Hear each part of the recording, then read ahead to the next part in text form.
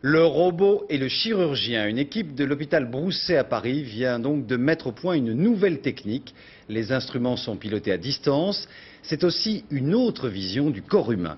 Reportage Christine Lehéran et Éric Janet.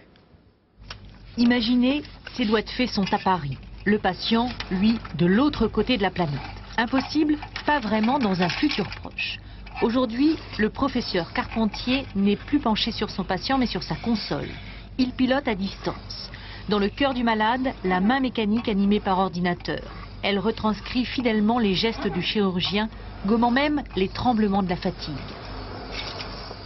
Là, vous êtes à l'intérieur du cœur lui-même. Et tout seul, avec vos mains qui deviennent d'une dextérité multipliée par 3, d'une précision multipliée par 3.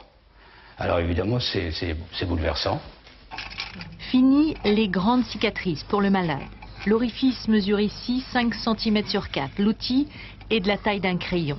Toujours plus loin, la caméra en 3 dimensions permet l'exploration de parties du cœur jusque-là inaccessibles. Et l'espoir donc de mieux soigner certaines pathologies cardiaques.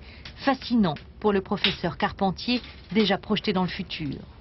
Je pourrais opérer à l'Institut du cœur de Saigon, par exemple, des cas difficiles, à condition bien sûr que les outils soient là-bas, qu'il y ait des chirurgiens qui soient là-bas, et qu'une partie la plus difficile de l'opération puisse être exécutée ici. C'est tout à fait envisageable dans plusieurs années.